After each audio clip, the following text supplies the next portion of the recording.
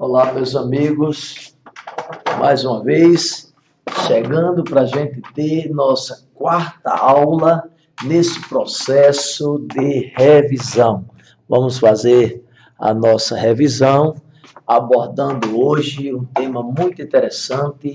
Veja só, você que está chegando agora, você que não assistiu nossos vídeos anteriores, eu devo dizer para você que são aulas curtas, aulas dinâmicas, apenas para revisão da literatura brasileira.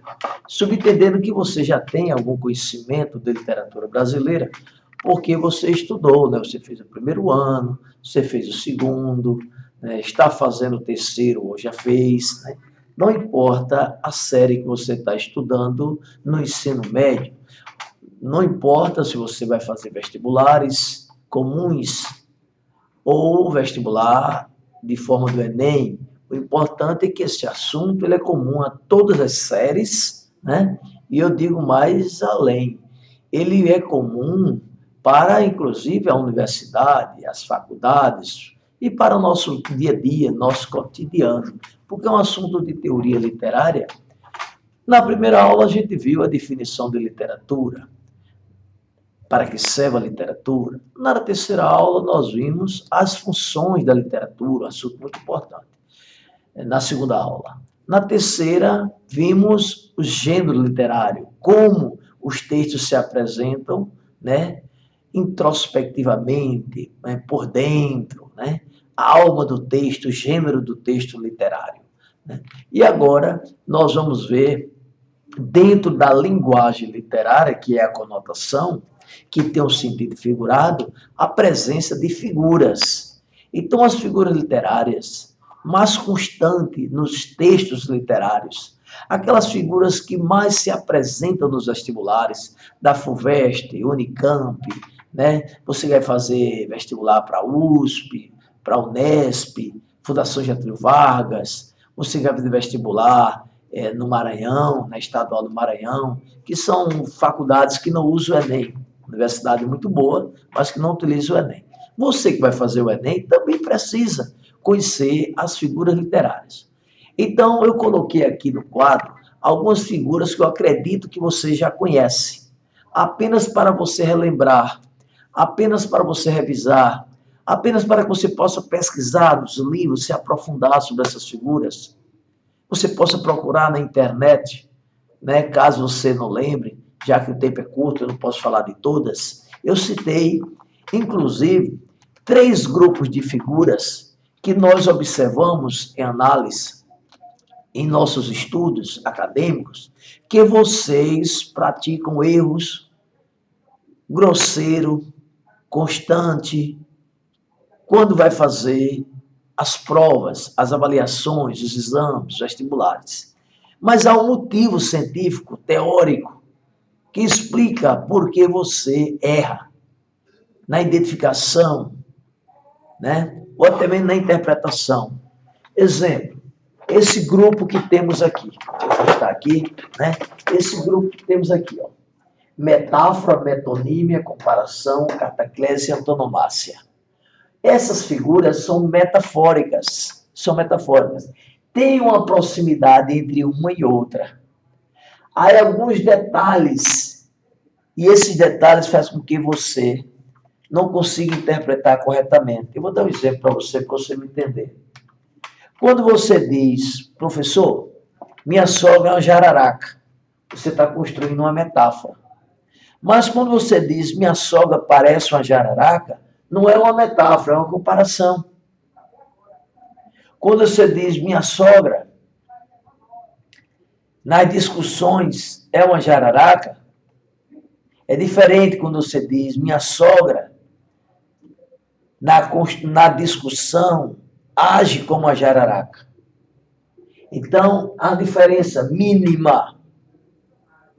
Mas essa diferença mínima faz com que você não entre na universidade, não passe no concurso, fique desempregado, atrapalhe a interpretação textual, que é, na verdade, a essência das provas de hoje. Qualquer concurso que você for fazer, vestibular é um concurso, gente. Qualquer concurso, o que mais se explora é a interpretação textual. É a sua capacidade intelectiva de entender as coisas, compreender, interpretar. Na verdade, é uma prova para saber se você está alfabetizado. Porque alfabetizado é uma pessoa que lê e entende o que está lendo. Alfabetizado não é uma pessoa que coloca o nome na identidade. Isso não existe, é coisa de Brasil. Não existe no mundo isso. Alfabetizado é quem lê e escreve com entendimento o que está fazendo. Então, é muito importante saber o que é uma metáfora. Metáfora é a atribuição de um termo não próprio a algo. Né? Muito famosa aquela metáfora de José de Alencar. Iracema, virgem dos lábios de mel. Né? Então, isso é uma metáfora. Mas, professor, isso está só no mundo literário? Não, está no nosso dia a dia. Deu o exemplo da sogra agora há pouco. Tá bom? Né? Quantos homens, galanteando uma mulher, usam metáforas? E triste de nós se não fosse metáfora, né? Quando você chega para uma garota e diz, você é minha vida, teu olhar é minha vida. Então você está construindo metáforas. Está entendendo? Então vou colocar aqui de lado, ó. Metáfora é uma atribuição. Uma atribuição, tá bom? Metonímia é uma substituição. Muitas pessoas confundem, né? Metáfora com metonímia, porque o nome... Metonímia, você usa um termo em lugar do outro, né? Há muitos tipos de metonímia. A parte pelo todo, o lugar para os seus habitantes, o continente pelo conteúdo, né? Fulano comeu um prato de papa. Não, não comeu um prato de papa, comeu a papa. O prato é de plástico, vidro, de material qualquer, de alumínio, de metal. Né? E, então ele não comeu o prato. Então você usou um processo metonímico. E presta atenção, isso no campo linguístico não pode ser nem ignorado, viu? Não pode ser ignorado. Você tem que só interpretar o que aconteceu. Fulano, vou tomar um copo d'água. Você não toma um copo d'água, o copo é de vidro. Você toma água. Então, o continente pelo conteúdo, isso é um processo metonímico, muito comum, né? Gosto de ler Pablo Neruda, grande poeta chileno. Então, não leio Pablo Neruda, eu leio a obra dele, não é verdade? Então, o autor pela obra, isso é uma metonímia. Há uma substituição. Legal? Bom, a comparação também é algo muito fácil, porque é o ato de comparar, né? De comparar. Então, eu já dei um exemplo para vocês. Iracema, virgem dos lábios de mel. É uma metáfora. Cabelo tão negro como a asa de uma graúna. Olha, como a asa, isso é uma comparação. Né? Então, parece com metáfora, mas não é. A comparação também pode ser chamada de símiles, tá bom? Deixa eu botar aqui de lado para você lembrar. A comparação também pode ser chamada de símiles, tá bom? Símile é uma comparação. Tá legal? Você pode encontrar no vestibulares esse termo símile. Tá? Eu queria dizer para você sobre a catacrese. Toda catacrese é uma metáfora. Ó, toda catacrese é uma metáfora. Porém, nem toda metáfora é catacrese. Por que a catacrese é uma metáfora? Porque a catacrese também é uma atribuição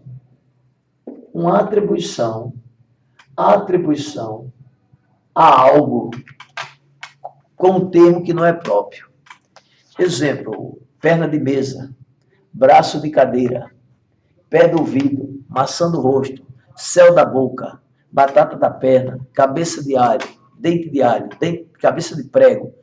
Tudo isso é catacrese, atribuição de um termo que não é próprio. Batata não é próprio de perna. Então, isso é metafórico. Toda catacrese é uma metáfora, tá bom? E por que se usa o termo catacrese?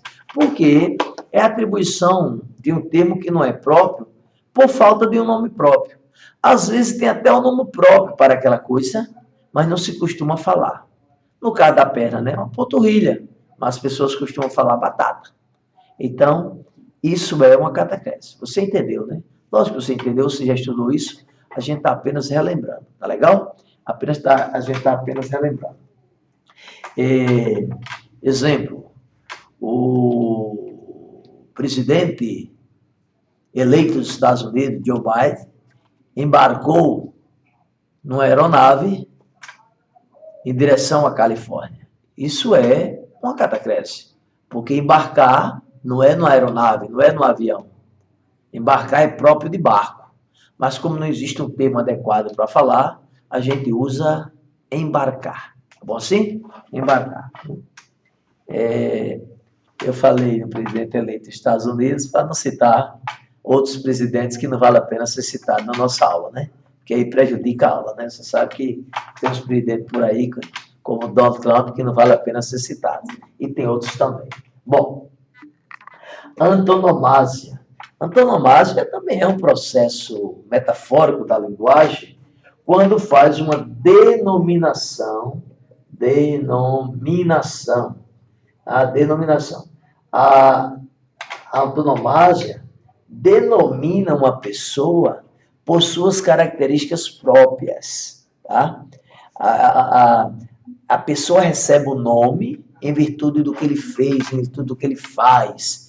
Deixa de ser Celso, passa a ser outra coisa, né? As pessoas conhecem aquela pessoa pelo que ele fez, pelo que ele faz. Então, é uma antonomásia. Tá? É o caso de Jesus Cristo. Eu posso dizer assim para você, o homem da cruz está entre nós. Eu estou falando de Jesus Cristo. O homem da cruz, todo mundo sabe que estamos falando de Jesus. Isso é uma antonomásia. O poeta dos escravos nasceu na Bahia. Eu estou falando de quem? De Castro Alves. Tá bom? Então, isso é uma antonomásia. O rei do futebol completou 80 anos. Então, eu estou falando de Pelé. Você compreendeu o que é antonomásia? A pessoa fica conhecido pela característica específica, individual, e passa a ser o seu nome. Tá bom? Isto é antonomásia. Então, pessoal, eu queria, nessa aula de hoje, falar para vocês da necessidade de estudar as figuras literárias e observar que algumas fazem confusão na hora da gente fazer a prova.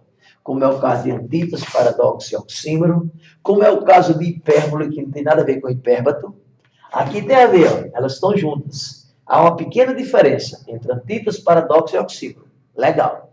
Mas aqui, não. Hipérbole, que é uma figura de exagero, tem nada a ver com hipérbato, que é uma figura de sintaxe, que também não tem nada a ver com eufemismo. No entanto, a gente observa que na prova os alunos erram. E essas figuras que eu pus aqui, simplesmente para que você pesquise e revise, porque os textos literários apresentam muito quiasmo, solecismo, modernismo. Os modernistas adoram escrever com solecismo. Sinestesia, que é uma figura muito comum no simbolismo e na poesia de Cecília Meirelles. Gradação, prosopopeia, que é a personificação, muito comum na nossa literatura.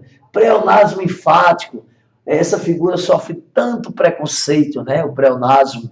E o pleonasmo enfático é tão importante na literatura, é tanto importante na comunicação cotidiana, no dia a dia, que eu acho que os professores, que os livros, deveriam enfatizar mais o estudo do pleonasmo enfático. Muito importante para a nossa linguagem. Enfatizar o que a gente quer dizer. Muitas vezes termina criando uma redundância, né? A literação e a assonância, o jogo sonoro de vocábulos, de fonemas, muito comum na poesia de Cecília Meirelles, de Cruz de Souza. Então, importante revisar e estudar essas figuras no seu livro didático, no material.